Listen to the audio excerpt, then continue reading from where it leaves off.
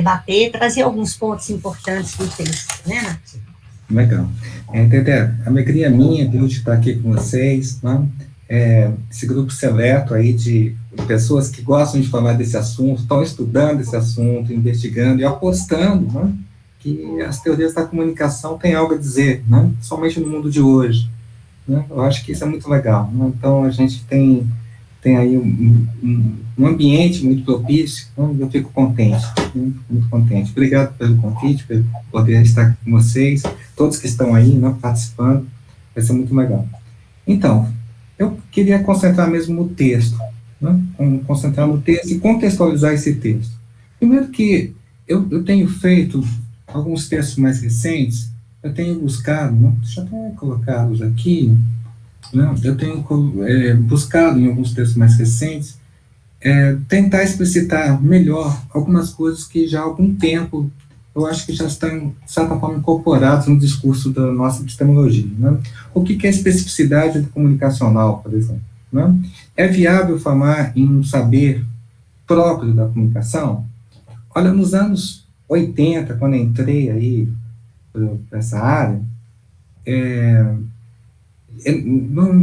entrei mais ou menos no final de 80, começo de 90.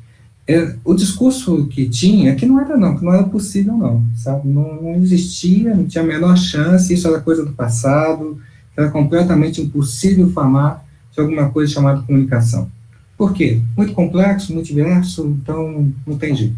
Esse discurso, através dos anos 90, ganhou um estatuto epistemológico de interdisciplinar, né, que é muito problemático, é mais uma coisa a gente comemorado, que realmente a gente consegue tirar coisas, né? A gente não consegue evoluir muito na interdisciplinaridade. Não é que a ideia seja ruim, ao contrário, é atraente, só que pouco produtiva, né?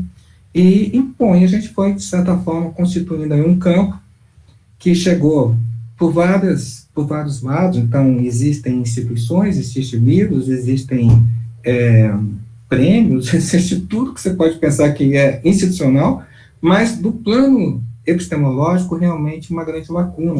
Isso, de certa forma, é o inverso do que aconteceu com outras disciplinas, né? Que se constituíram primeiro uma teoria como justificativa para essas instituições. Então, a gente tem todo o percurso original aí, que eu nem vou entrar, mas a gente está, né, em alguma coisa muito particular. Então, a minha preocupação foi começar a trabalhar a questão mais específica da comunicação, né? E, para mim, há três possibilidades, assim, que eu já identifiquei há muito tempo, que é trabalhar uma resposta, não, um conceito de comunicação de modo formal. Então, você faz um conceito de comunicação, ok, tudo bem. Né?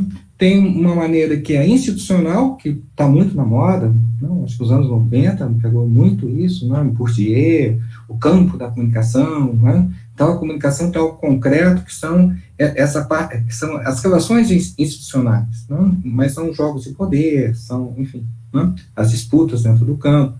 Sim, mas isso é uma sociologia da profissão, isso é uma sociologia, antes de tudo, né? De um métier, ou de um certo recorte da sociedade que trabalha mais seus valores. Isso responde, talvez, às questões de sociólogo, mas nunca de uma epistemologia da comunicação, né? E, finalmente, há o ponto de vista histórico, que não é qualquer ponto de vista, porque é nesse ponto de vista que as ciências sociais apostaram, né, para o seu recorte. Então, quando o economista, o sociólogo, eles tentam dizer o que é o objeto de estudo deles, eles geralmente lançam mão, não é única, não, mas geralmente lançam mão de argumentos históricos. Eles colocam uma perspectiva histórica, né? Então, por exemplo, a sociedade, né, eles tentam dizer que a sociedade não é a única forma de social, de coletivo, e então falam, bom, então quais são as formas? O social é o que chama de sociedade é uma forma. A outra forma seria a comunidade, está aí no próprio texto, né? É um assunto que a sociologia não consegue sair disso, quer dizer, ela sempre volta a isso, porque mostra, né, a própria origem de como eles começaram a chegar num objeto, desnaturalizando a ideia de que o homem sempre viveu em sociedade. Então, veja, se você tem a ideia de como sempre viveu em sociedade, você não faz sociologia. Né? E nós Tem muita gente que aposta na ideia de que o homem sempre comunicou e o homem é um ser da comunicação. Essa ideia não é possível fazer muita coisa com isso. Aliás, isso a gente já sabe, né? Eu costumo dizer. Para que você vai na universidade se você já tem essa ideia? Né? Então, não precisa estudar, isso a gente já sabe. Né? A gente já conhece isso. Então, romper com essa naturalização, quer dizer, com isso que é familiar da gente, é fundamental, né? O primeiro passo para a gente encontrar uma reflexão que vai nos levar à especificidade do nosso objeto. E isso, como eu estou dizendo, é o caminho que seguindo todas as ciências sociais. Né? Todas as ciências sociais. Tá? Então, deixa eu ver aqui se eu me organizo melhor, para pegar do texto, né? E seguir um pouquinho o texto, mostrar algumas... O texto está dividido praticamente... Né? Tem 3 partes e uma pequena introdução. Tá? Uma pequena introdução que fala um pouco da ciência. Isso eu gostaria de reforçar, porque não está no texto. Né? Eu diria assim, a importância de falar de ciência hoje, nesse momento, nesse contexto. Né? O contexto da Terra plana, o contexto da antivacina, o contexto que... Né, alguém vai lá na mídia e diz, não, mas não é nada disso. Enfim, né, a gente sabe muito bem do que eu estou falando. Né? Esse contexto é muito interessante porque é um contexto de descrédito da ciência. E um contexto onde a ciência até precisa reagir. Então, curiosamente, né, começaram a se erguer vozes e dizer, não, mas a ciência tem algo a dizer, a ciência... Né? Bom, muito bem. Porque a ciência andava muito por baixo mesmo. Né? Andava por baixo, apanhando da direita, da esquerda, apanhando até do que nem é esquerda nem direita, né? Porque a pós-modernidade se constituiu como um discurso anticientífico. Né? Se constituiu dessa maneira. Se constituiu como tudo já acabou, estamos na pós-ciência. Né? Assim, estamos numa ciência que, enfim, né? Do caos, da contradição, uma ciência... Gente, podemos dar 1000 etiquetas para essa tudo, mas dificilmente vamos conjugar com ciência esse tipo de pensamento. Quer dizer, na verdade, isso dissolve a ciência. Dissolve. Então, veja, além das formas de obscurantismo, né, essa da Terra plana, cristal, né, o discurso antidarwinista, né, que coloca lá o criacionismo, né, que já eram formas que já tinham lá no início do século XX, tá, que já, né, também se somaram movimentos mais típicos do século XX, como o anti-intelectualismo, né, que foram reações que desfocavam completamente a ciência, o lado intelectual, e se voltavam de uma forma mais dogmática. Tá? Então, realmente deslocando toda a questão da ciência.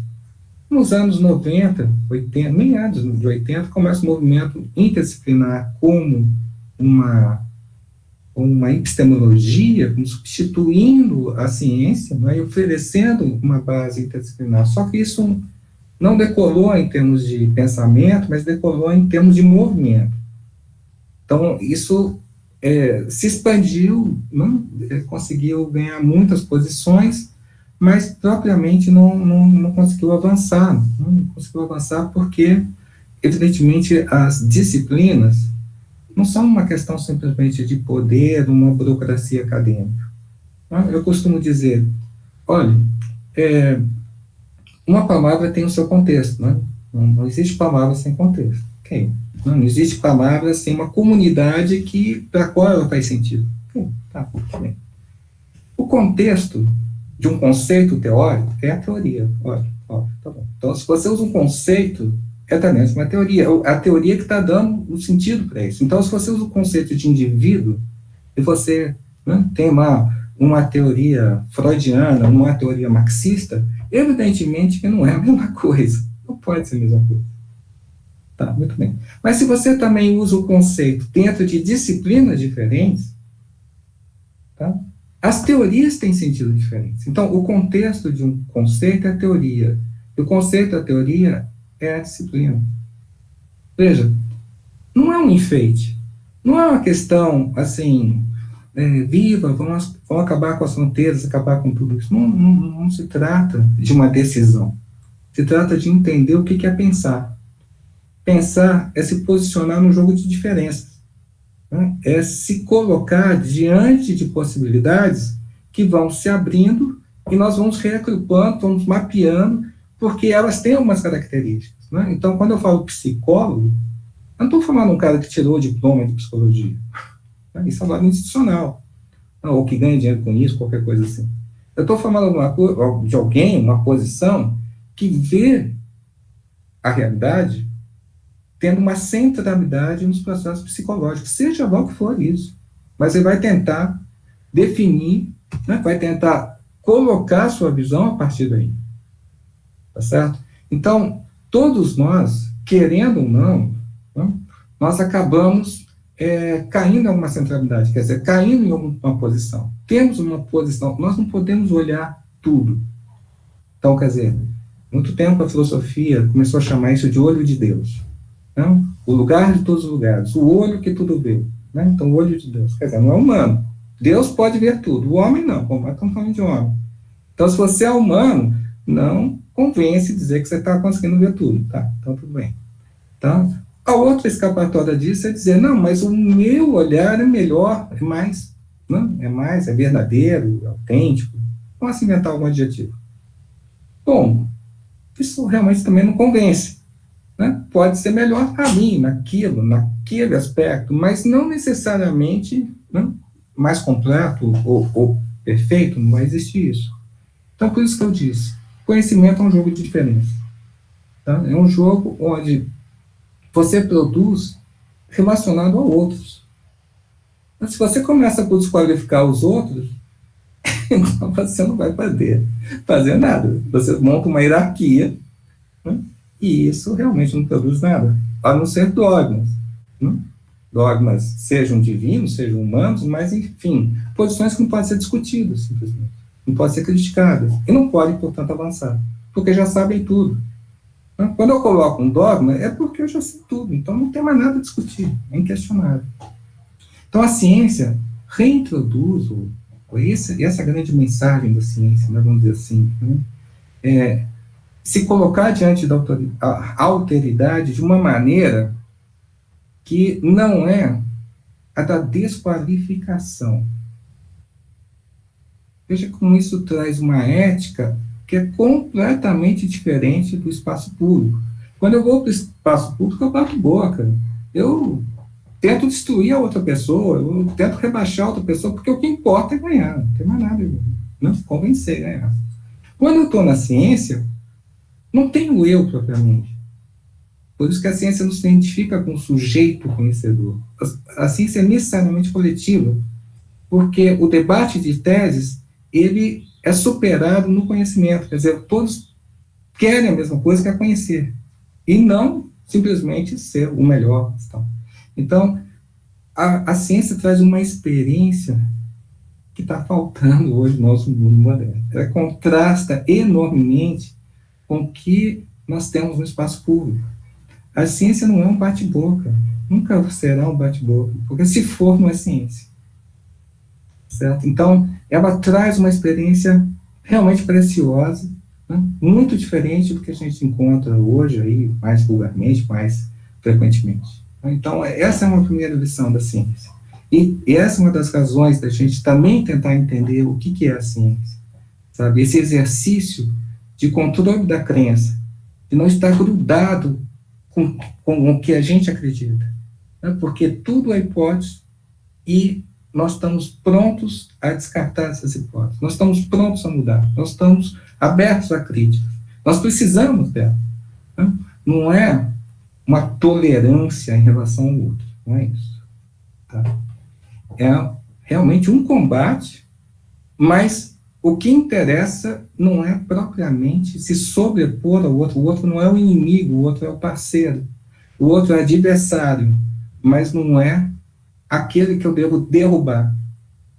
Porque o interesse é, na verdade, qual é a melhor tese? O interesse é o conhecimento. Então, isso traz uma ética muito diferente, e cada vez menos compreendida, né, no mundo de hoje, evidentemente, porque é absorvida nesse jogo do próprio debate público, o que já nos coloca em uma questão muito interessante, como os processos de comunicação, né, trazem outra forma de conhecimento que conflitam com esse modo acadêmico, científico, filosófico, e acabam se introduzindo, se miscuindo na própria universidade. Então, o perigo nosso não vem da nossa academia, não vem só de fora, tentando transformar a universidade em simplesmente alguma coisa que serve, né? Que serve, então, para gerar diplomas, que serve ao mercado, né? Esse aspecto técnico. É também um perigo interno de incompreensão do que é a teoria. Porque cada vez mais a teoria é uma coisa menor, né? Alguma coisa subordinada a interesses que não são propriamente teóricos, a própria teoria, que ela é cada vez mais alguma coisa incompreendida. Então, veja, esse é o contexto da gente falar de teoria. Né? Esse é o contexto da gente tentar pensar, mas espera aí, né? Eu não estou falando simplesmente de uma ciência que é poder, que é burocracia. Tá? Claro que isso existe, não precisamos negar, claro que tem, não é segredo. Tá? Mas eu estou falando de um outro nível, que é a epistemologia. Tá? Então, estou tentando pensar a ciência como ciência. Né? Ciência como ciência. Ok. Pensar a ciência como ciência, né, nem é o objetivo desse texto, mas eu preciso contextualizar também. Né? Então, vamos encaixando. Porque o objetivo é o quê? Bom, mas e como a comunicação pode ser pensada como ciência? Aí vocês viram, né? A gente tem a questão lá. Não é ser ou não ser. Não é um binarismo. Não? A pergunta não é constituir um campo e se colocar contra o outro. Não é nada disso. A pergunta é justamente superar essa questão de é ou não é. Porque dentro das ciências sociais, isso também vive a história, vive a sociologia, tem até uma citação aqui do Boudon falando sobre isso, mas a história é vista como dentro das ciências sociais e fora das ciências sociais. A própria psicologia é vista como ciência e não ciência. A psicologia também é vista como ciência humana e como ciência social, né? E como ciência biológica. Né? É muito curioso, o behaviorismo ele é classificado mais dentro da biologia do que das ciências sociais. E isso, a gente fala em ciências sociais hoje, né? E alguns falam em ciências humanas, e alguns tentam superar essa dualidade, essa dificuldade, falam em ciências do homem, porque assim, algumas partes da psicologia, conforme a gente define, ela não é uma ciência social. Não é uma ciência social. Mas quando você vai falar, mas qual outra disciplina, fica só a psicologia. Não? Então, ou seja, mas nada disso é um problema. Porque são formas de compreender. E não dizer o que é. Não? O que é no sentido ontológico. Não? Como se existisse a verdadeira ciência, a cientificidade, como se existisse a verdadeira comunicação como forma de conhecimento. Não, existe posicionamento. Né? Se eu digo assim, eu penso a comunicação como a ciência, eu estou dizendo, não, bom, eu quero discutir ela dessa maneira, eu vou entendê-la dessa maneira. Se ela é ou não é outra história. Isso aí não está no meu horizonte, no meu radar. Tá certo? Porque não é questão de ser verdade verdadeira. Né? Porque isso nos remeteria a outra forma de conhecimento, que é a ontologia, e não a ciência. Então, a questão da cientificidade da ciência é a questão filosófica, e não científica. Né? Então, a gente vê assim, olha que falso problema, né?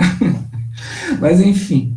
Então, a minha intenção foi colocar alguns princípios do que é a ciência, e aqui eu tentei colocar, ciência não, do que é a ciência da comunicação, como a comunicação seria uma ciência. Tá?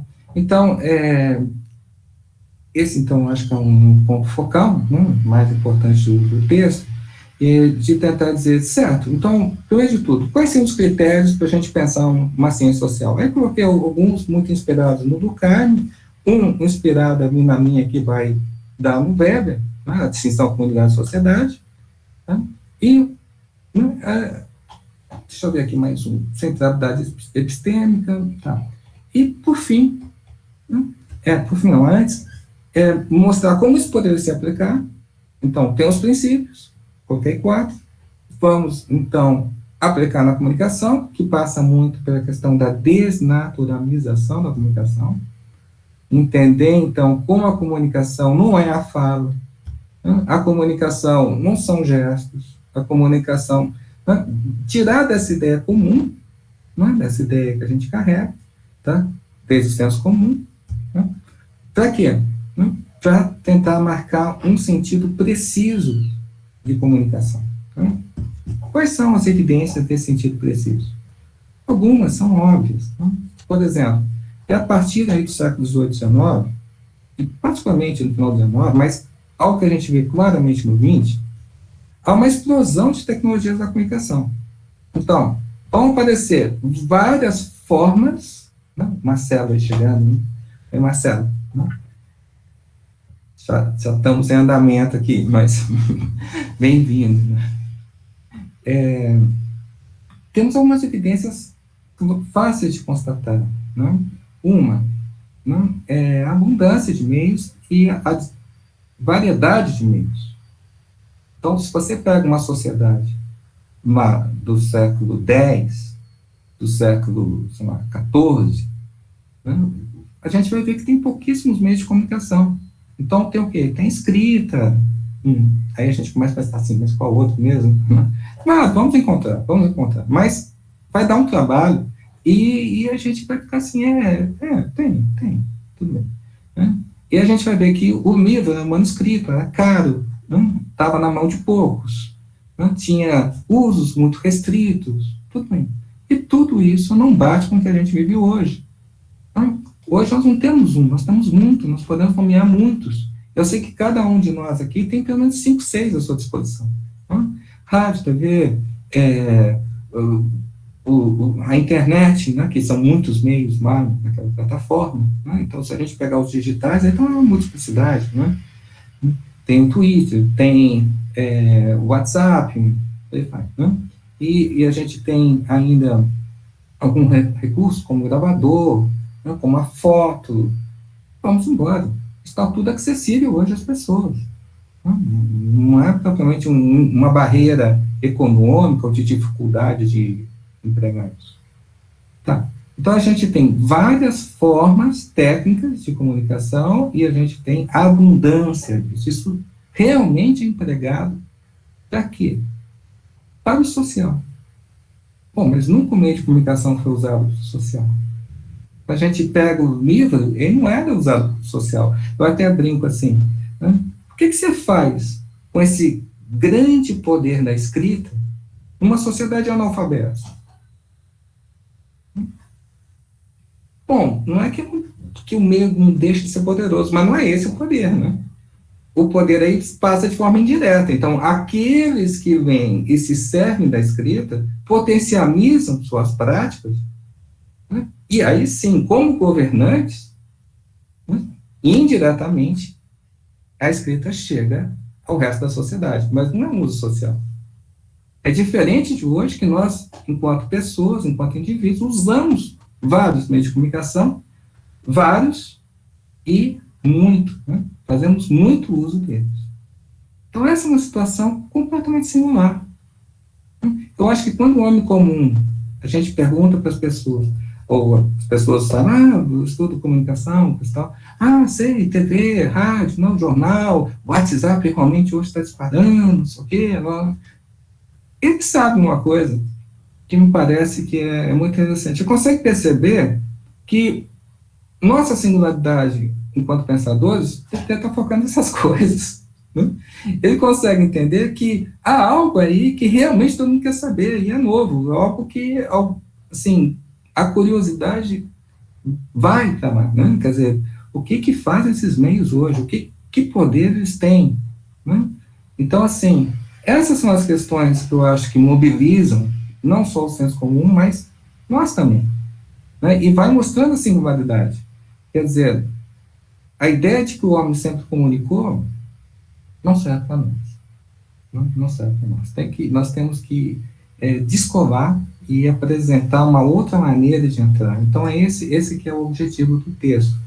Então, se a gente consegue fazer isso, a gente consegue também apontar o que seria o nosso objeto, e nos colocar dentro do próprio movimento das ciências sociais, claro, em diálogo com elas, então, em complementaridade, mas também em concorrência, em conflito, né? Então podemos discutir o que é o social, o nosso social não basta com a da sociologia, por exemplo, né? Para a sociologia, tudo que está aí é social, porque não tem nada fora. Né? E eu acho que para nós o social é aquilo que exatamente entra como linguagem e pode ser compartilhado, né? Enquanto linguagem, enquanto uma instância virtual, enquanto alguma coisa que as pessoas participam através de tecnologias, né, de comunicação. Então, o social não é a totalidade. O social, ele assume essa dimensão virtual que eu tenho chamado de atualidade midiática, porque é como se fosse a esfera pública, não é muito diferente. Mas o sentido de esfera pública ficou muito restrito, ficou restrito à política, né, praticamente, às discussões políticas, enquanto que o fenômeno é muito maior que a política, né, é um fenômeno cultural, estético, enfim, pega todas as dimensões.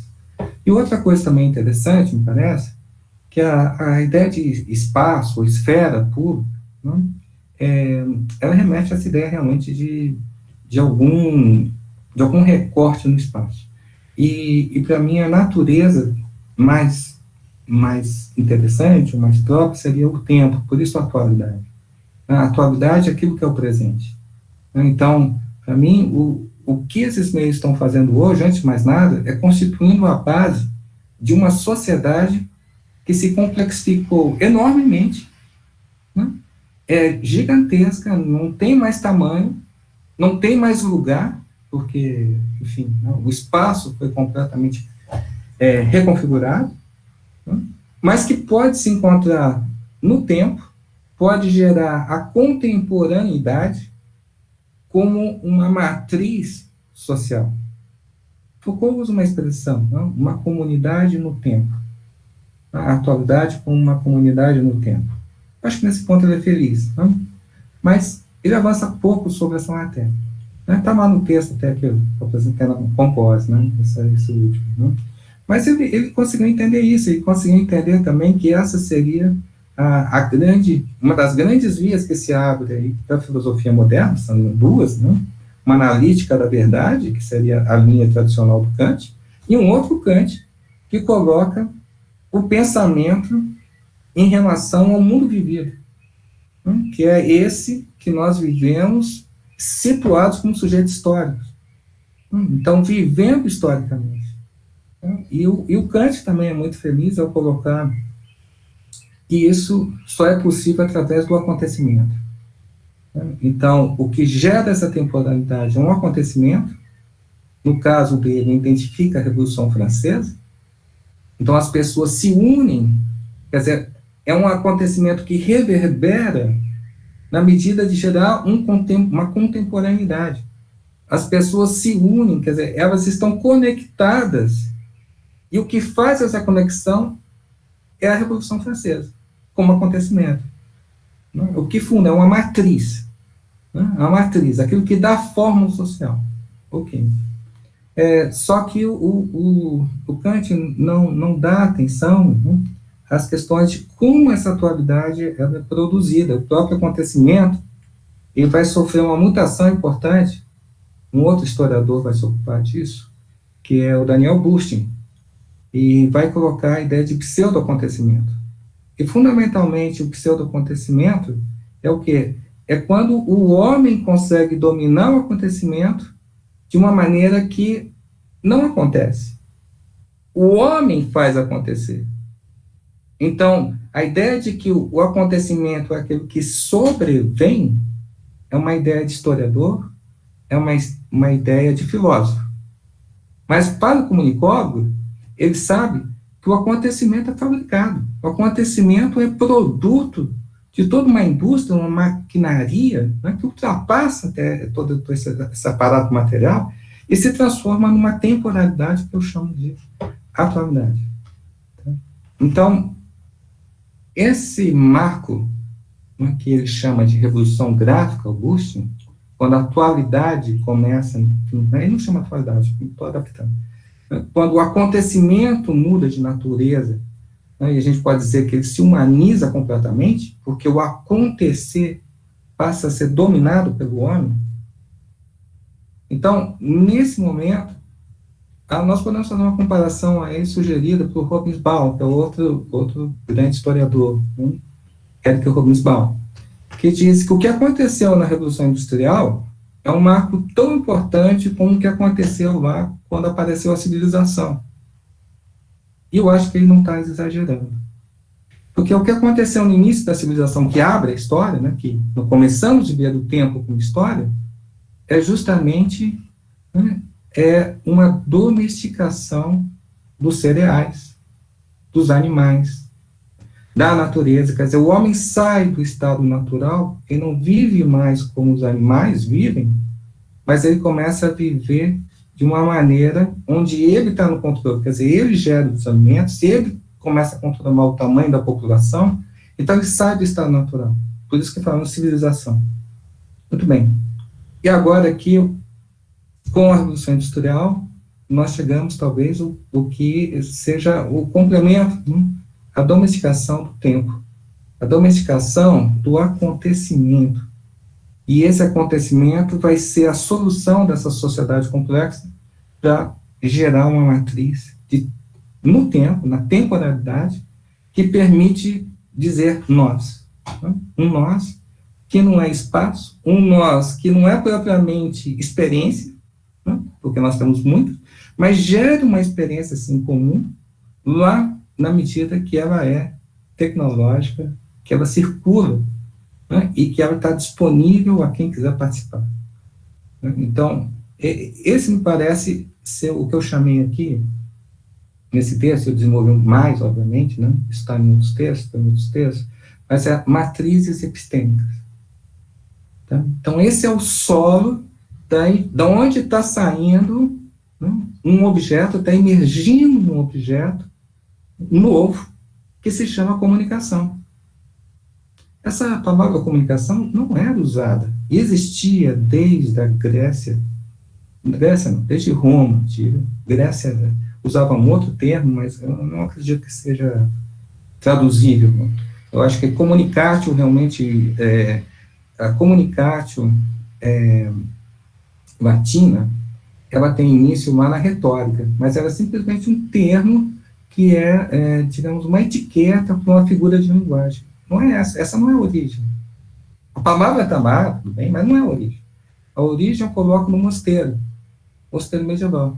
Por quê? No mosteiro medieval, a palavra, ela tem os elementos que nós temos hoje, que é a comunicatio tem sentido na medida que é um fundo de isolamento. Então, o mosteiro é uma coisa também única, uma forma social única, né?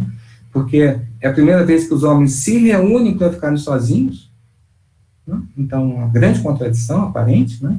Então, é a forma que eles encontram de produzir uma solidão que vai levar a Deus, por isso que o contato humano não interessa em nada, tá certo? Então, conversar é alguma coisa que não faz sentido nenhum, é censurado, tá? E aí, nesse mosteiro, aparece uma conversa que vai ter um outro nome, comunicatio, porque ela não é a mesma conversa, não é a mesma fala. Ela é censurável e ela não é para acontecer. Então, ela recebe o nome comunicatio. Esses elementos, né, é que vão reaparecer, transfigurados ou não, mas vão reaparecer com a sociedade de massa. Porque é na sociedade de massa que aparece a necessidade de comunicação. Nunca foi necessário, ninguém sabia de comunicação, e muito menos que ela seria necessário comunicar. Por que se torna necessário comunicar? Porque o indivíduo é pensado já como isolado. Então, essa situação de isolamento, que é a do indivíduo moderno, tem analogia com aquele isolamento do mosteiro. Né? E, obviamente, tem muitas diferenças também. Tá? Então, a comunicação, agora, desse indivíduo, a comunicação, ele precisa encontrar os homens. Né? Ele precisa do contato para poder produzir sua identidade e seu pertencimento social. Também outra característica única da sociedade. O social tem que ser construído. E não era antes? Não era. Você nascia numa classe social, você nascia numa etnia e tudo ali estava definido. Por isso que nem dá para falar exatamente indivíduo. Mas estava garantido. Agora, ao contrário, você nasce como indivíduo e, bom, e você, na sua história, nas suas ações, com seus interesses, né? Mas o contato social é sempre uma atividade do indivíduo. Precisa da ação do indivíduo para ter o contato. Tá? Essa é a grande lição do Max Weber. Na sociedade, a comunicação se torna uma necessidade. Então, veja, o que eu estou querendo marcar aqui a comunicação não é natural. A comunicação, ela faz sentido dentro de um contexto histórico. É preciso entender esse contexto histórico, a estrutura social que está lá, as transformações, os deslocamentos, tá? Que a fala, o contato humano sofre, e para ganhar um nome específico, comunicação, a tecnologia é um fator aí. Claro, há muito mais coisas. A tecnologia não vai funcionar sozinha, é uma mágica, tá? Mas é um índice do que está acontecendo. E, a partir daí, aparece, então, uma matéria de estudo, é liberada uma matéria de estudo. Eu estou seguindo rigorosamente o que faz os outros ciências sociais. Quando os economistas vão dizer o que eles estudam, eles vão falar exatamente algo assim. Eles vão dizer, olha, quando que existiam trocas? Né?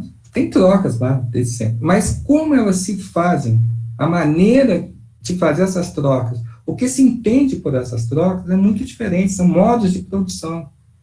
Então, o trabalhador aqui que aparece, né, ligado à indústria, né, assalariado, não tem nada a ver com uma mão de obra escrava lá dos romanos.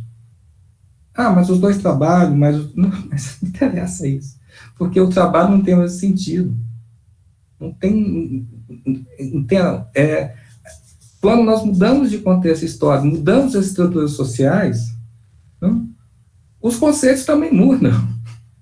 Não podemos acreditar que o trabalho feito ali no século XIX, por um trabalhador na indústria, seria o mesmo daquele lá no passado, né, com os romanos. Né? Então, é isso que as ciências sociais estão atentas. Estão atentas à especificidade dos processos que elas estão trabalhando. Né? Então, elas querem refinar.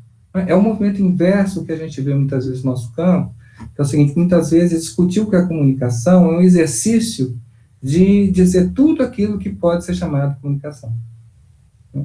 Bom, mas isso é um exercício talvez do dicionarista, do linguista, né? Ele que recolhe assim, bom, vamos pegar o que o povo, na nossa nação, a língua portuguesa, pode chamar de comunicação. Tudo bem. Agora, quando você vai para uma ciência, é o inverso.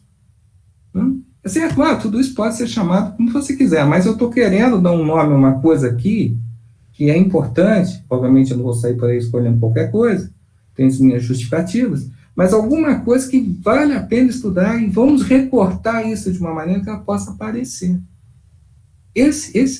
Tiramos eu falo, essa é a brincadeira. Né? É disso que a gente está brincando. Né? Então, a gente está querendo, né, encontrar uma singularidade, e nas ciências sociais tem duas maneiras clássicas de encontrar a singularidade. Né? Uma delas é a histórica, eu insisti aqui, que é a diferença no tempo, e a outra é a diferença étnica, diferença de culturas. Então, o contraste cultural também produz esse mesmo efeito, porque ambas vão mostrar o quê? A diferença. Vão mostrar o que a gente não pode ver, porque estamos mergulhados, né, na nossa realidade. Nós nos confundimos com a nossa realidade. Então, buscar essa alteridade, não para desqualificá-la, né, mas justamente para ver o que a gente não pode ver. Nós vemos nos olhos dos outros, ou vemos nas diferenças, aquilo que nós somos. Né? Todo mundo já teve uma experiência assim, né, que só percebeu que fala português quando realmente encontrou uma pessoa de outra língua. Né? Por quê? Porque antes você fala. Né? Antes de encontrar um estrangeiro, você fala. Depois você encontra um estrangeiro, você fala português. Olha só que interessante. A gente não sabia que era português, agora está sabendo. E que o português é assim, que o português é assado. Né? Tiago, estou vendo aqui, como é que a gente faz? A gente já fecha essa e vai para outra? Isso, eu sugiro a gente já migrar para o link que está aqui no chat. Migrar, Eu vou colocar de novo. Aí você vai colocar o outro link, né, Tiago? Já está no chat. Está no chat. Uhum. Tá Então, já vou migrando para lá. Já vou também. Então, todo mundo, por favor, migre para o link que está no chat. Vamos deixar essa aqui. Vou esperar vocês migrarem para não cair o chat. Então eu vou manter ligado. Ó, já estou aqui, deixa os dois, né? Que esse aí vai cair sozinho. O Arthur já tá aí, né, Arthur? Tá me vendo, Arthur? Tá, não, desculpa, eu também estou fazendo aqui uma outra coisa. Eu preciso mudar para o outro. No outro computador. Estou com dois.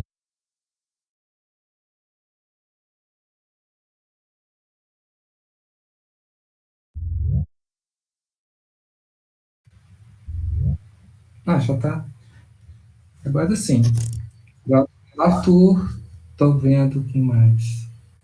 Tiago. Arthur, Andrew. Vamos ver quem está chegando.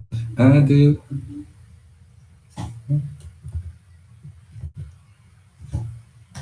Tô a caminho, tô atrasado, mas tô a caminho.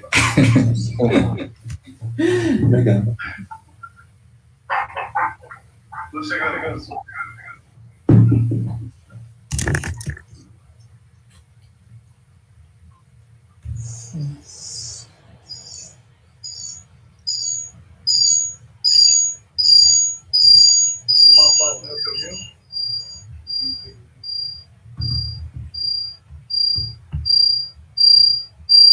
Tem o Marcelo, né, para chegar.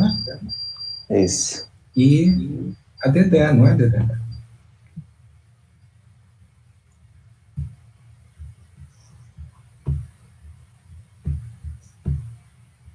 A Dedé não chegou ainda. Será que ela está precisando de ajuda para conseguir entrar? Tem que manda pro e-mail dela, pelo menos, né? Ou de alguma forma. Mandar aqui no e-mail.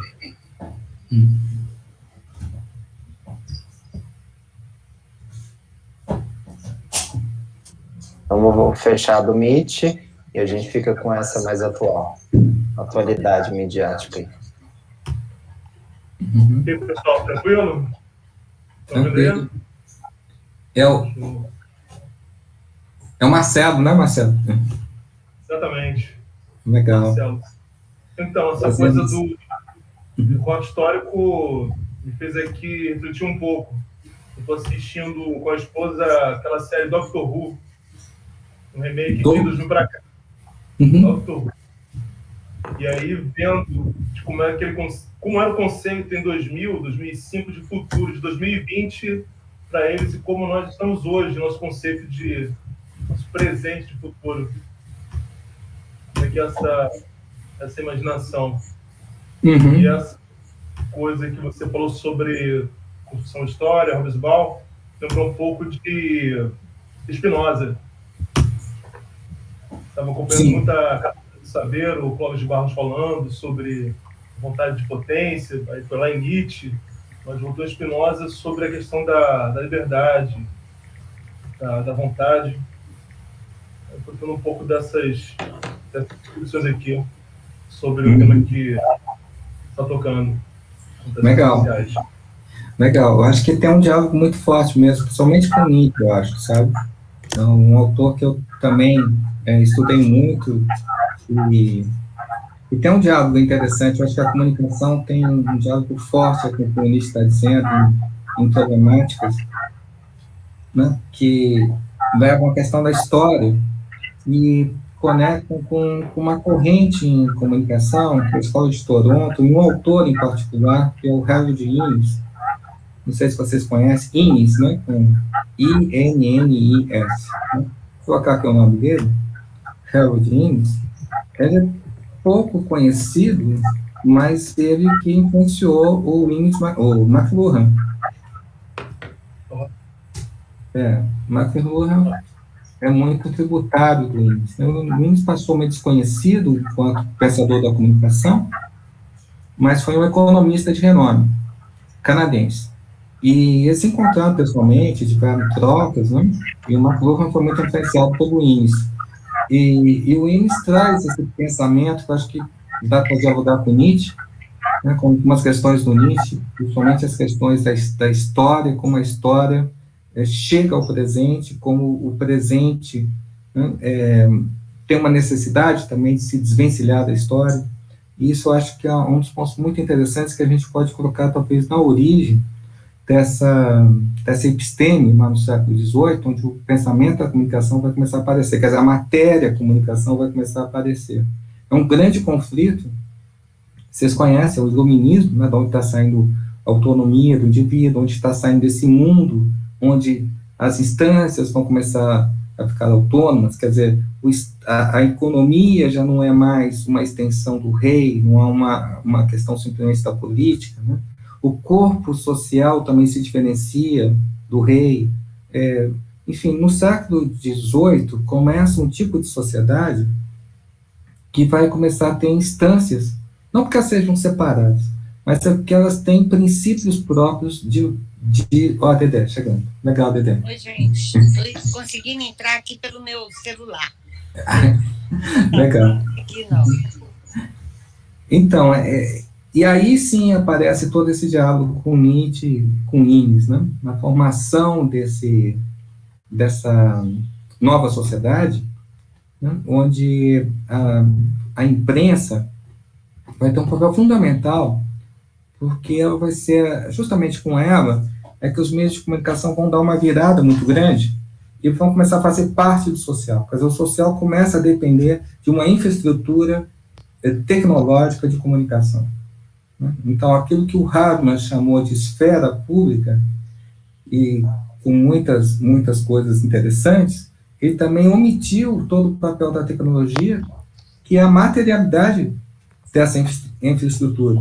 E é justamente onde o Innes vai começar a investir nessa materialidade e pensar como ela compõe, né, com a organização, como ela compõe com o sentido, como ela também é uma força, mais uma, né, força aí que vai moldar a sociedade moderna. Então, é muito interessante, sim. Muito diálogo com Nietzsche, sobretudo. Mas, gente, eu acho que eu falei muito. Eu queria só colocar algumas bases, né, que a gente se entusiasma, mas é justamente marcar a necessidade de pensar alguma coisa, um solo, né, histórico aí, de onde emerge o objeto de comunicação, tal como outras ciências fizeram. Martino, mas foi ótimo, né? Eu acho que você até ultrapassou muito o texto e foi muito interessante porque contextualizou toda a trajetória mesmo, até questionando, né, determinadas posições, que havia um excesso, né, de fixação, a comunicação é ou não é um objeto, a comunicação é ou não é uma teoria, é ou não é uma ciência, e eu acho que esse texto dá uma contribuição muito grande exatamente para romper com esse binarismo, né? Então, você parte de questões assim concretas, historicamente colocadas mesmo, né? Por nós, pela sociedade, né? Então, assim, eu adorei o texto, eu acho que deu uma clareada, assim, né? E tirar um pouco aquela controvérsia que foi muito marcada, né? Na nossa história, nos anos 90, dos anos 80, né, toda uma discussão sobre a identidade do campo, né, que é uma coisa que nos acompanhou muito, assim, né? Verdade. Foi muito rico, né? Eu acho que assim, a leitura que você faz, assim, ela avança muito no sentido de, sabe, que a questão são as condições concretas, históricas, né? E como que a gente pode pensar epistemologicamente esse campo, mas não sociologicamente, no sentido daquilo que você falou do Bourdieu, né? Porque, assim, não estamos fazendo uma sociologia da comunicação, a gente quer, de fato, construir um conhecimento comunicacional, seja ou não considerado como ciência, né? Agora, uma questão primeiro, acho que a gente tem que abrir para o debate, tudo. O que eu gostaria de colocar, Martinho, é quando você afirma duas questões, tá? É aquela afirmação que você faz do antidogmatismo, né? Que a ciência ela é antidogmática e que ela se opõe à epistemologia e à ontologia.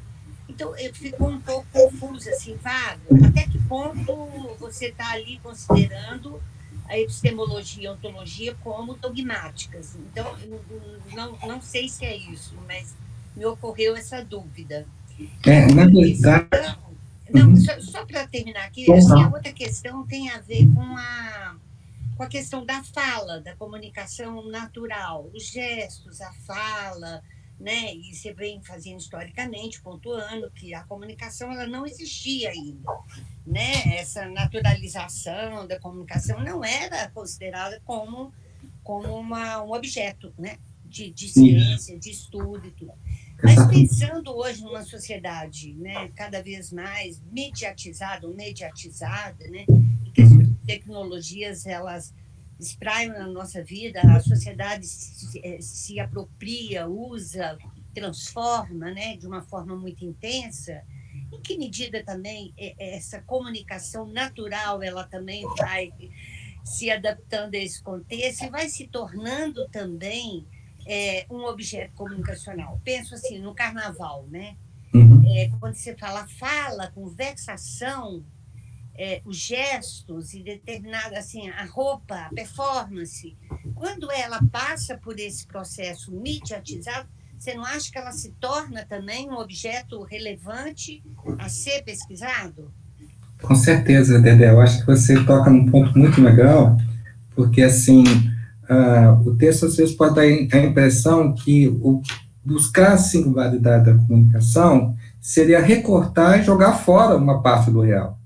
Né? Então, quando eu falo de tecnologia, muitas vezes as pessoas falam assim, lá vem aquele negócio do mediacentrismo. Né? Você coloca no texto. Já vem isso daí. Né? Na verdade, é o contrário. Né? Essas formas tecnológicas, elas se fundem com o oral. Se fundem. Então, o que é interessante na comunicação não é poder separar o que eu uso, a hora que eu uso uma tecnologia e quando eu deixo de usar a tecnologia. Na verdade, é lá onde essas coisas não se separam. Não se separam.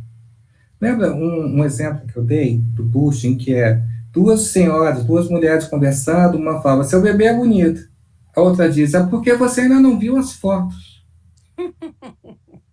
Olha que interessante, uma coisa muito interessante está aí, né? Que é o seguinte, a beleza só aparece na foto. Então, quer dizer, peraí, a olho nu você não vê a beleza. É isso mesmo, a olho nu você não vê. É como você vai ao estádio de futebol e você tá lá, foi gol, e você, claro, dá aquele grito, salta, coisa e tal, mas segura aí porque você ainda não viu, você não sabe o que você viu. O VAR, aquela tecnologia da imagem eletrônica, computação, vai dizer, agora sim, você vai saber se viu ou não viu, o que você viu. O olho não basta.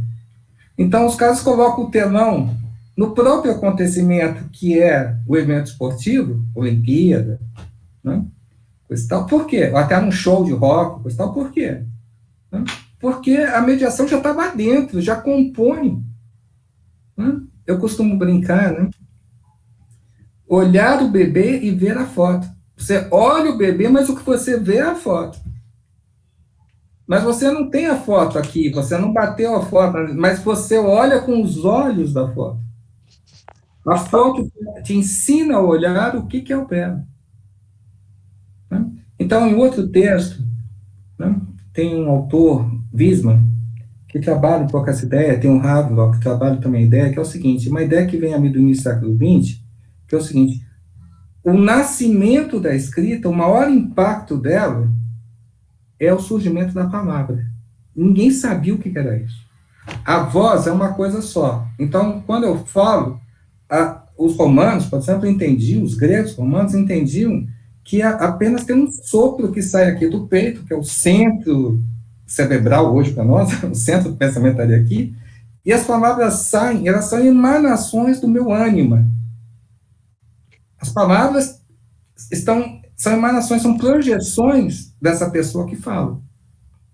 Então, no momento que essa palavra vai parar no papel, né, qualquer suporte material, que ela viaja, ela pode ser lida depois, começa a ter uma realidade independente da pessoa que fala. Já não é mais uma extensão dela, não é uma projeção dela. Então, essa ideia de uma palavra que é separada é efeito da nossa relação com os meios de comunicação, com a escrita. E com isso, o que acontece? Começa a surgir uma palavra que pode ser dicionarizada, que ganha uma estabilidade, que vira conceito, que vira vocabulário, termo de um vocabulário técnico, como a filosofia. Então, a gente vai tendo aí uma compreensão da palavra a partir de práticas com a escrita. Quer dizer, elas estão moldando a gente sem a gente nem se dar conta. Não é um uso intencional, não é aquela questão da manipulação, não é esse ponto, não. A questão é que nós pensamos a partir do mundo, da experiência que a gente tem. E conforme a tecnologia vai chegando e vai ocupando a nossa experiência, é claro que nosso pensamento acompanha isso.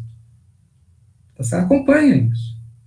Isso não quer dizer que é um determinismo técnico. Isso quer dizer simplesmente que a tecnologia está aí e compõe o que a gente é. Compõe. Quer dizer, ela não é uma coisa diferente também. Ela é humana. Né? Ela é a humanização da matéria, na verdade. Né? É a matéria que não é bruta, mas é a matéria que passa a ser uma matéria humanizada e coloca ela num estatuto ontológico muito particular, porque introduz a história na própria matéria. Muito, muito maluco. Uma hora a gente conversa sobre essa questão da tecnologia, o que é meio de comunicação, que a gente realmente é uma viagem total. Mas a questão aqui é o seguinte, há dois circuitos, o mediático e o não mediático, certo, mas só didaticamente, porque o que existe é a transfusão disso o tempo todo. Né? Então, quando a gente, olha, uma teoria aí como que todo mundo conhece, o Agenda 7, o que ela está dizendo? Né? Ela está dizendo assim, o que as pessoas estão conversando, o que está no meio.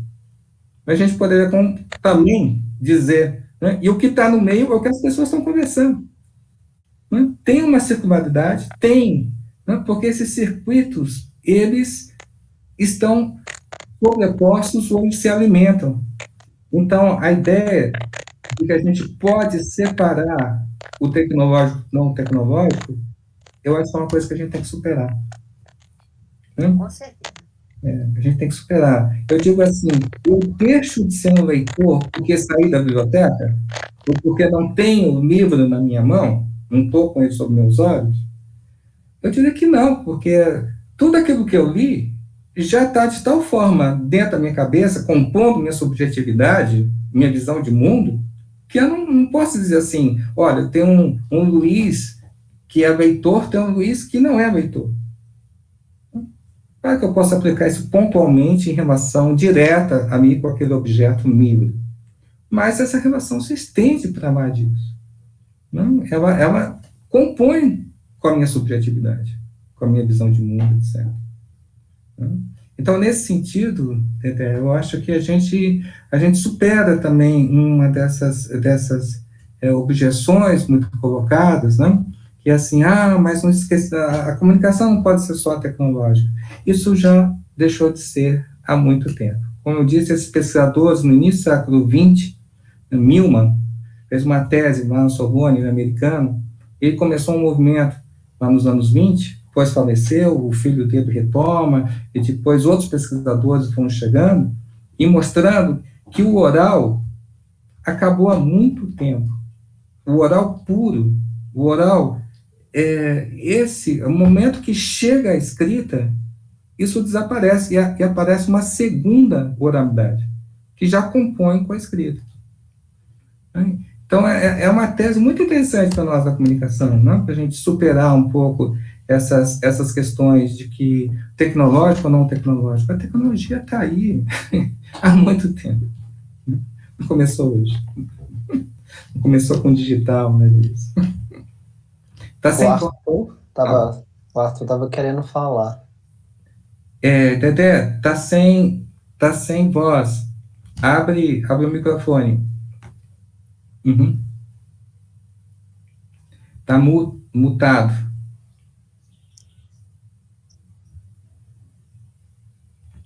Coloca coloca o cursor aí na barra de baixo, vai aparecer um ícone à sua esquerda, embaixo à esquerda, o microfone. É só colocar o cursor aí perto da barra, no fim da imagem. Peraí. Conseguiu? Aqui, Aí, consegui. Agora foi. Isso é. Mas, não, muito obrigada, Martim. Eu acho que a sua resposta assim, foi bem interessante, faz a gente realmente pensar em diversas questões aí que estão atravessando, né? Essa epistemologia da comunicação, essas matrizes epistêmicas, né? E o Tiago está querendo colocar também uma questão, Tiago? o Arthur pediu a palavra primeiro, depois do Arthur eu falo. Ah, eu não vi. Desculpa, viu, Arthur? Gente, eu só estou mandando aí pelo chat um texto que eu discuto as questões da ontologia e da ciência mais detalhadamente. Ótimo, ótimo. Muito Esse obrigada. aí vai poder responder melhor, viu, Dedé, que eu deixei de falar, mas é um assunto bem interessante, como a ciência não é filosofia. Cada Que uma bom, tem o seu Martim. Eu te lugar. agradeço muito pela Legal, indicação aí. Eu quero ler, sim. obrigado. Quem?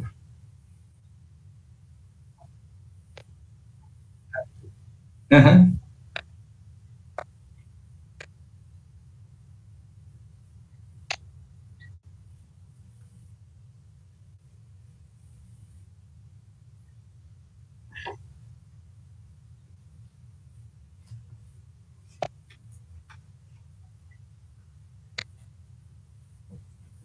Uhum.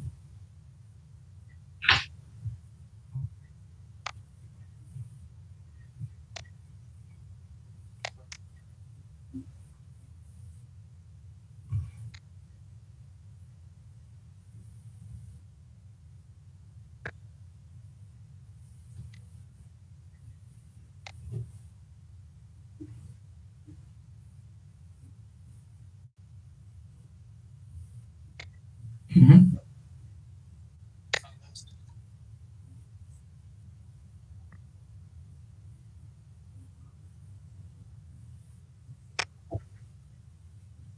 Uhum.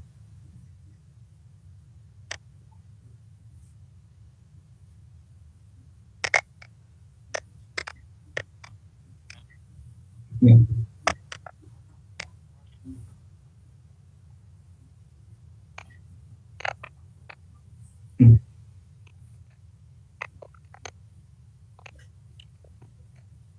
Uhum.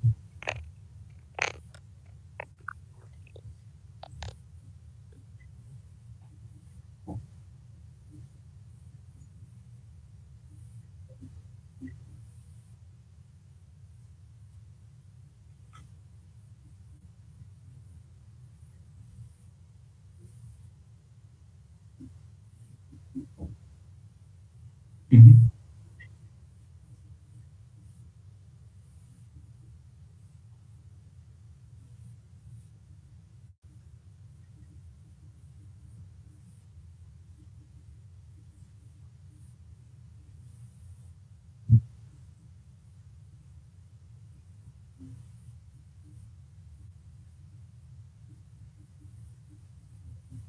Uhum.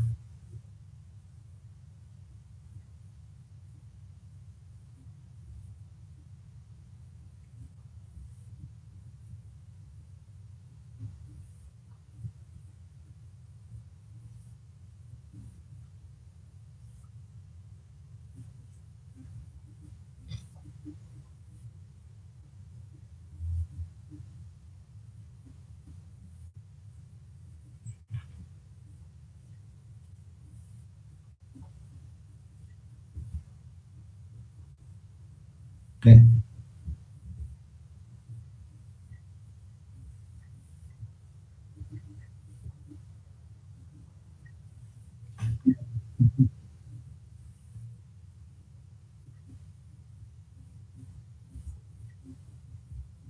Hum.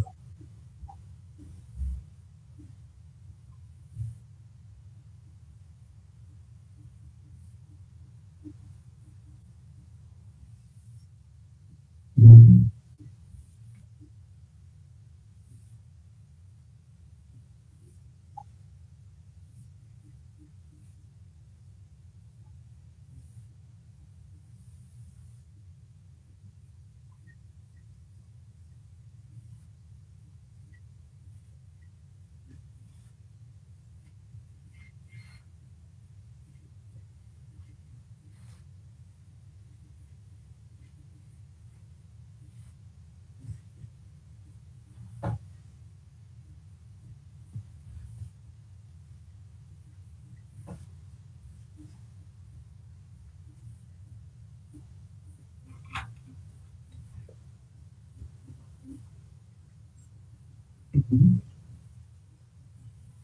Geracional, né? Geracional. É. Uhum.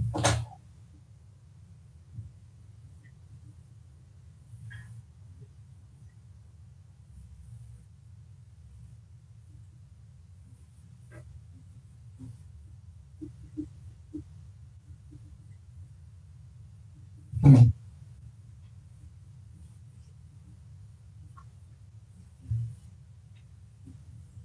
Legal, legal. Nossa, tem tanta coisa aí, André, tanta coisa legal que você passou, né? Resumindo, eu diria assim, você pegou a importância da singularidade, né? Que, de repente, você vai lá naquele contexto histórico singular, não aparece aquela questão, né?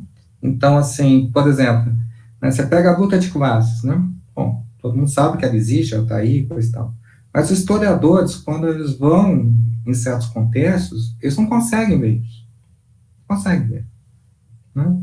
E aí aparece uma discussão muito interessante, que é o seguinte: o historiador, ele é um detalhista, ele vai lá, o que ele pega? Ele pega os documentos, ele quer ver o que os caras estão vendo. Quem são esses caras? Lá, quem viveu lá, os agentes sociais lá, né? Então, vocês não usam essa palavra porque eles não estão vendo assim, né? Então, não pode dizer assim, mas a fala é comunicação, vocês não estão sabendo, né? Não pode, isso não pode, né? Vocês falam, vocês usam a palavra fala, aí você começa a entender que eles usam de uma outra maneira que não é a nossa. Eles veem isso de uma outra maneira. Então, por isso que tem os documentos, tem os testemunhos históricos, né? Muito bem. Então, eles vão encontrar uma singularidade. Aí tem um outro tipo de investigador, que é o, digamos assim, alguém de outra ciência social, tá? Que é, por exemplo, pode ser até um filósofo, Marx, um sociólogo, Marx, tá? Que vai dizer, não, mas olha, a luta de classes atravessa a história, até o motor da história. Quando ele fala motor da história, ele já saiu do plano do historiador, ele já está na filosofia, teleologia, né? A questão aí da escatologia, até religiosa, né? O fim, para onde se dirige a história. Mas quando ele fala que é um motor, no sentido, né? E aquilo que gera as diferenças e as mudanças sociais, então, no plano da sociologia, introduz um conceito que, de certa forma, né, é uma biomência. Né? É um conceito que vai permitir atravessar a história, vários contextos, com uma questão, com a mesma questão. Então, isso provoca uma outra coisa, que o historiador também se beneficia.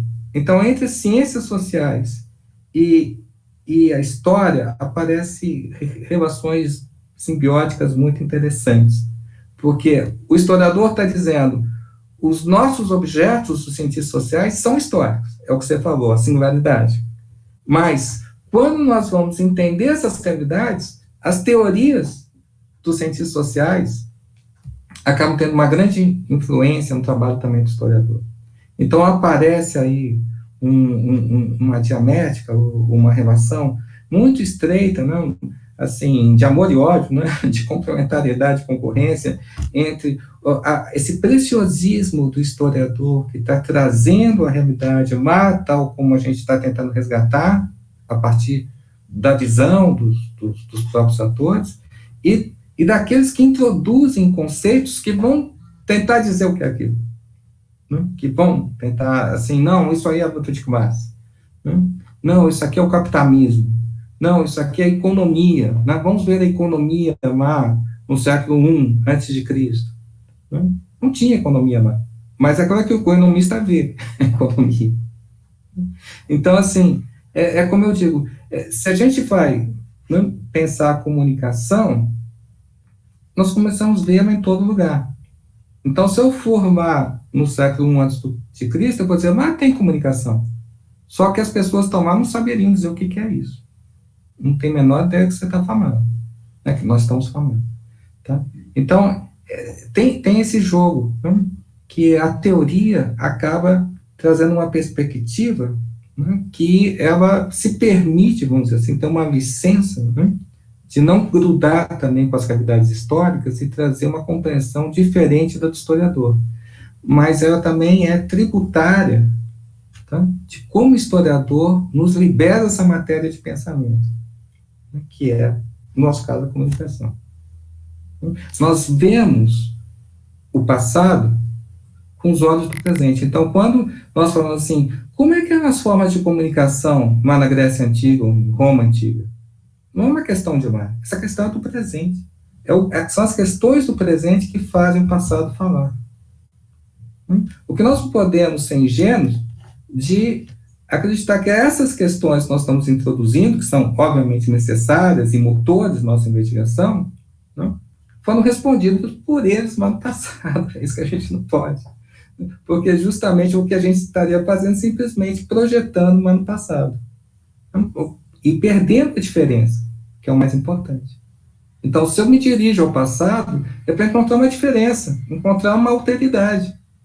Não ver que aquela alteridade é igual a mim, o que eu vejo aqui é o que eles veem lá. Não interessa, você perdeu toda a razão de ser, toda a razão de ser desse movimento de buscar a história. Então, o que você coloca aí são duas coisas. A questão de uma singularidade legal, você deu um exemplo bacana aí da questão aí da Revolução Industrial, né, oriental, e depois os problemas que levantam, né, o diálogo entre ciências sociais e história, né, que é realmente muito legal. Muito legal. Bacana. Dedé, posso dialogar um pouco aí com o Martino? Claro, fica à vontade, Thiago e todos. Martino, gostei bem, assim, da sua exposição, né, até ultrapassa, como o Dedé ressaltou o texto, e ajudou muito, assim, a compreender o seu percurso, entender aonde você procura trazer elementos para essa compreensão que você está propondo, né. Eu vou fazer alguns comentários, assim, que eu anotei, daquilo que fez problema para mim, assim, dentro da minha perspectiva, né? Eu acho que você levanta muito bem, né, essa questão, se a comunicação ela poderia ser pensada como ciência ou como disciplina, e eu percebo que ao longo do texto tem uma certa tensão, assim, de tender para uma disciplina e ora tender para uma ciência. Eu queria entender um pouco isso também, se o fato de ela se configurar como uma ciência eliminaria o fato dela se comportar como uma disciplina, ou se as duas categorias elas são complementares. E dentro disso, né, assim, pensando como você propõe dentro das ciências sociais, eu acho que uma questão que você ressaltou super bem na fala é problematizar esse social. Né? Você vai recorrer lá ao Durkheim, a questão do social, a gente tem os pais fundadores aí que vão influenciar, você falou do Marx também, do Weber, né, que são os três clássicos aí da sociologia, e uma questão que tem se imposto bastante para nós, né, sobretudo nessa perspectiva epistemológica, é como que o social ele é reconfigurado tecnologicamente. Né, assim, se a gente tinha aquela dimensão lá dos sócios, da comunidade, né, que vai retomar a ideia da etimologia da palavra comunicação também, da partilha. Hoje a gente tem essas outras dimensões que não são propriamente do humano, mas que foram criadas por ele, certamente, né, a técnica, a tecnologia, que vão fazer a gente repensar esse social sociológico, né, historicamente demarcado sociologicamente, que está voltado essencialmente para o humano.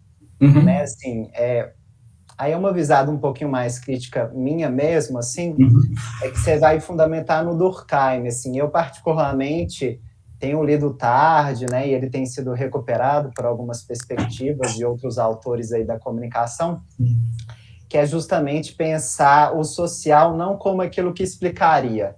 Né? Lá no Durkheim, você mesmo chega a retomar que o social é explicado pelo próprio social. Aí eu queria questionar um pouquinho, assim, como uma coisa que deveria ser explicada pode explicar essa mesma coisa que precisa ser explicada. Entender um pouco como é que você está pensando nessa questão. E, por fim, só um terceiro eixo também que me faz pensar atualmente, é que a gente até tem trabalhado, né, eu e a Dedé, quando a gente revisa a própria área da comunicação, é que atualmente ela está considerada como área autônoma aqui no Brasil, né, junto com a informação.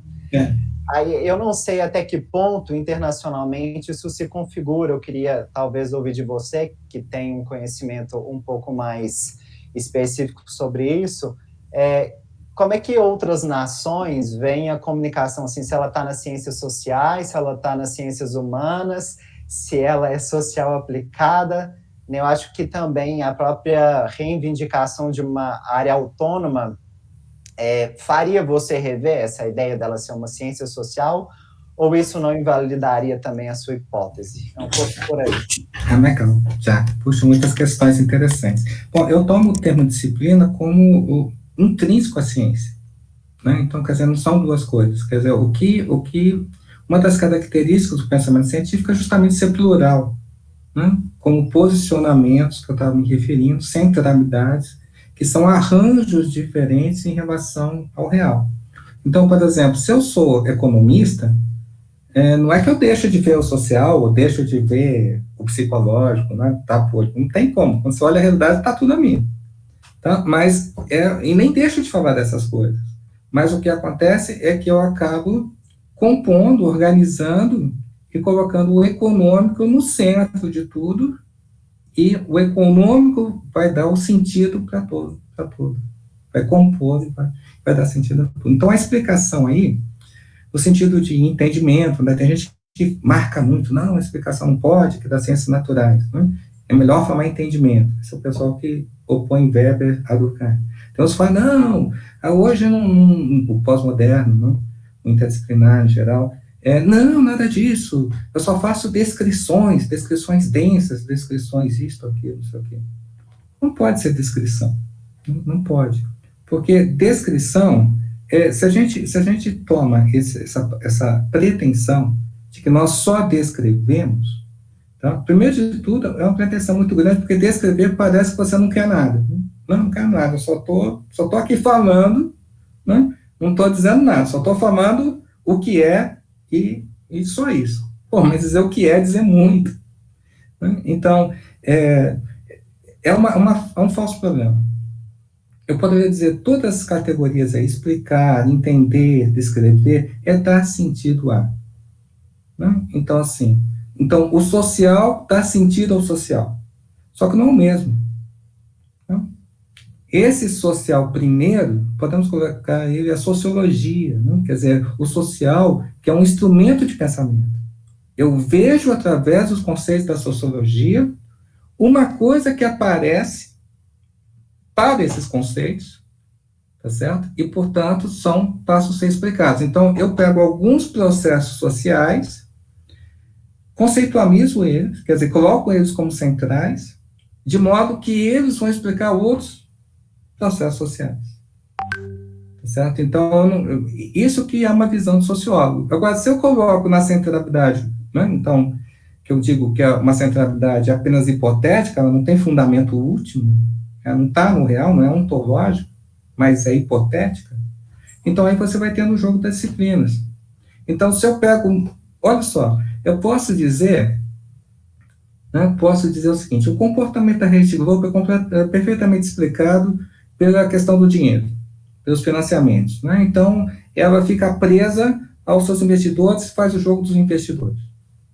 Tá, tudo bem, você explicou, deu sentido ao que faz a Rede Globo como ator político, social, até meio de comunicação. Muito bem, ok.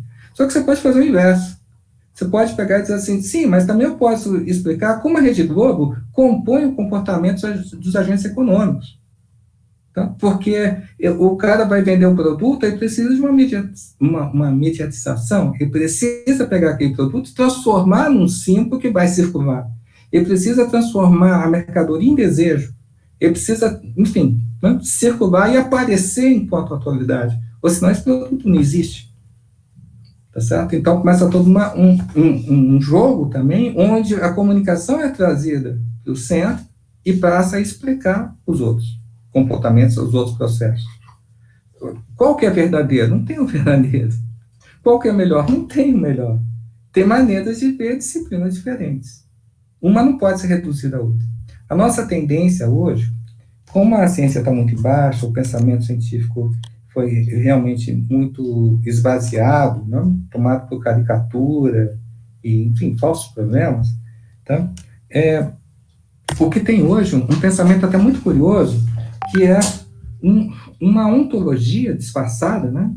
Que é o primado do político. Então, para muita gente, muitos cientistas sociais, muitas pessoas que trabalham nas áreas aí de ciências sociais, acreditam piamente que a realidade última é o político.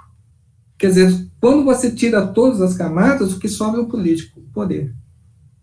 Tudo bem, você pode pensar isso, e se isso for uma hipótese, isso então te coloca na ciência política, e se você acredita isso como verdadeiramente isso, então você está na filosofia. Você encontrou o real, né? O lugar de todos os lugares, onde tudo passa a fazer sentido realmente, não como teoria. Tá certo? Então, aí a gente pode ver esse jogo do que é ciência, né? Por que falar em disciplina, com perspectivas, o que é a centralidade, é apenas hipóteses, né? São hipóteses, não são nada que fundamente como verdade última. Né?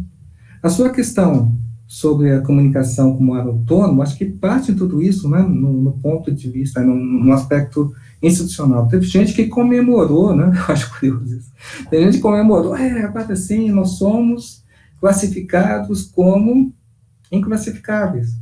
Nós somos o ornitorrinco, né? Ou seja, aquele bicho que não parece com nada, né? Aquele bicho que é igual a si próprio. Né? Bom, o que nós ganhamos com isso? Se isso é um pensamento institucional, nada, porque não vamos pensar em epistemologia a partir da burocracia. Não, né? Agora, se tem gente que não percebe a diferença, então estamos mal. Então, isso é um sintoma muito interessante do que a área, né, entende por área, entende, né? Assim, houve um movimento similar, viu, Thiago? Quando a fotografia, cinema e fotografia agora, esqueça, um dos dois, estava colocado em arte e em comunicação. Né? Então, muita gente se incomodava. Né? Dizer, não, mas não pode, coisa e tal, não sei o quê. Não. Aí, fizeram um movimento, perguntaram lá para os fotógrafos, eu acho que fotografia, assim, ou cinema, e chegaram à conclusão que era melhor ficar em comunicação, que tinha mais bolso. Olha que bom argumento epistemológico. Ou seja, então, se hoje o cinema está lá em comunicação, é porque não tem nada a ver com epistemologia, os caras nem sabem por que está lá. Agora, que a fotografia e o cinema possam estar em um e no outro, claro. Existe o filme documentário, existe o filme de arte. E por que não deveria existir essa diferença? Por que precisamos negar? Claro que não. É como se a coisa fosse comunicacional. Não tem coisa que seja comunicacional. Comunicação é a nossa relação com as coisas, né? E não a própria coisa. A questão que você colocou, que eu acho a mais difícil, né, é a questão aí da tecnologia social. Essa realmente nós entramos também fundo na questão aí do que eu acho que me fascina bastante, né, nessa questão é pensar como a tecnologia compõe o social.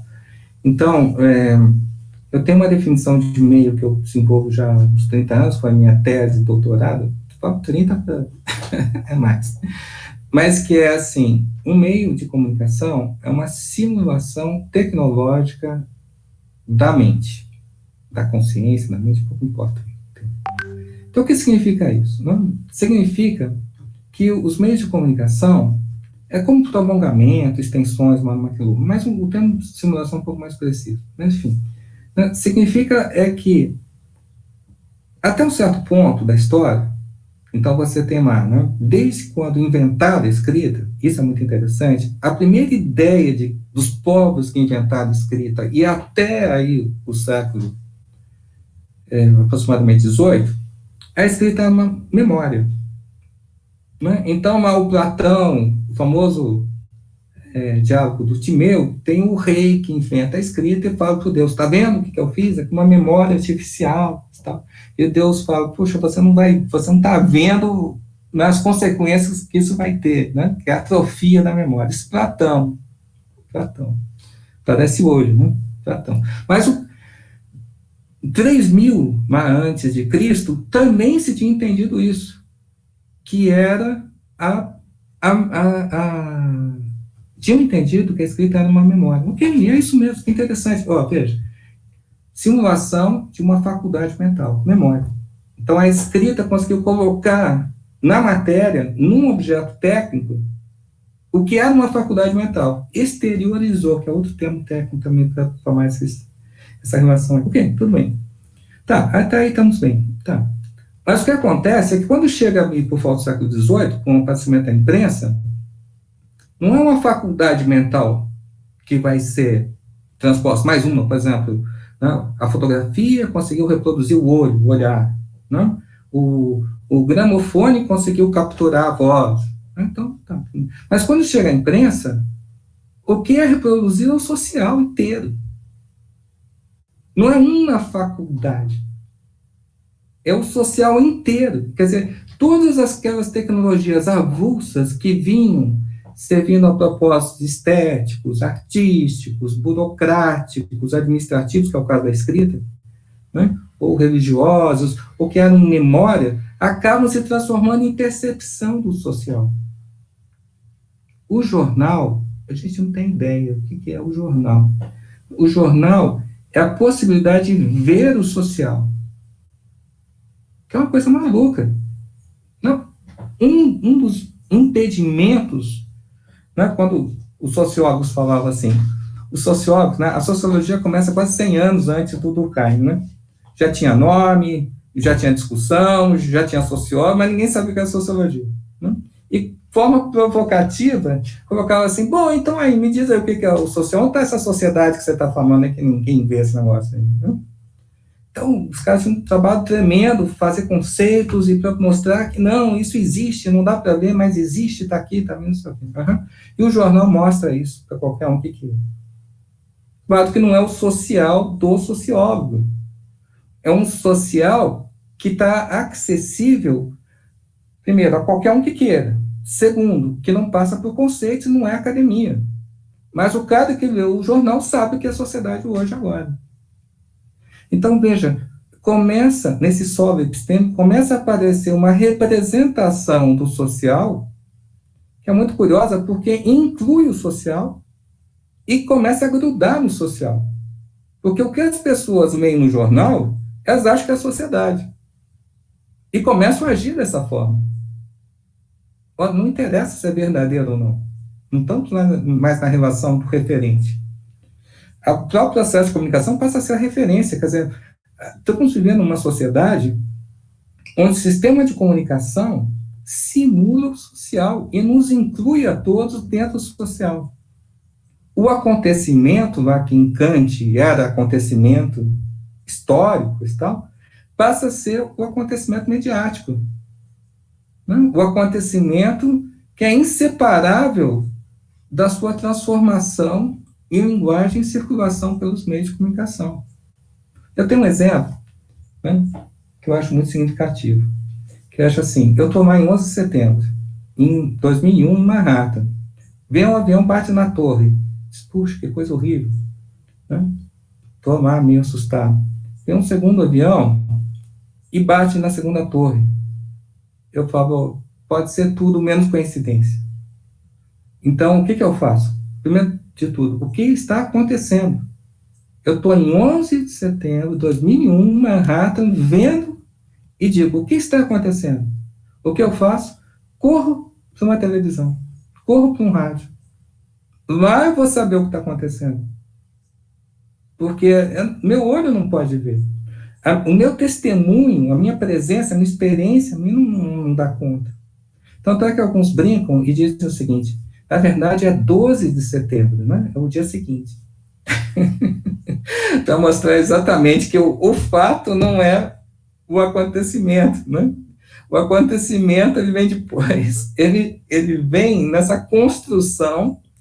Aí que as pessoas vão saber que foi um ataque terrorista, que foi um choque de civilizações, que foi, enfim, não tem um significado, tem um sentido, que o olho não vê.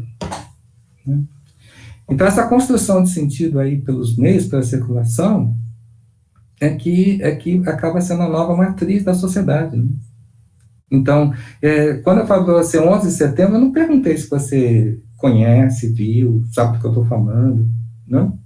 Nós não vivemos na mesma sociedade, não temos a mesma idade, enfim. Mas por que eu não me dou o trabalho de perguntar se você conhece ou não? Porque eu dou por sabido, né? Como é que o cara está vivendo hoje, não sabe com 11 de setembro? Não dá. Né? Aí você me fala que não sabe, eu falo, bom, onde você se esconde? O que você está fazendo? Né? E assim, uma série de coisas que a gente acha que os outros sabem também. Né? Se eu falar Beatles, né? Você pode não gostar, mas você não vai dizer assim, não sei o que é. Né? Então, esse mundo é povoado por entidades que só não chega a nós por tecnologia, né? Por tecnologia. O 11 de setembro é um, né? Aquela pergunta clássica, né? Será que aconteceu mesmo 11 de setembro? Eu só vi na TV, mas e dá para ver fora da TV? Não dá para ver fora da TV. E se teve ou não, já não interessa mais, porque a sociedade toda vive isso como se tivesse. Então, tá aí a diferença, que não existe mais, né? Assim, entre o acontecimento real, né, percebido pelos canais sensoriais, e o acontecimento enquanto mediatização, né, tecnológica. Né? Então, voltamos àquele ponto que os canais, eles se misturam todos, e nossa experiência do social é totalmente mediado pela tecnologia, e isso o sociólogo não admitiria. Tá? E para nós é o nosso ponto de partida. Né? Esse social aí só existe como mediação tecnológica. Né? Então, são esses contrastes, né, que tornam também interessante a gente fazer, porque a gente entende melhor o que a gente faz. Né? E aprende também com o sociólogo, né, obviamente, temos muito que aprender com isso. Mas temos também o que dizer, né? Isso que é importante, né? E temos o que dizer também, não é? Sim.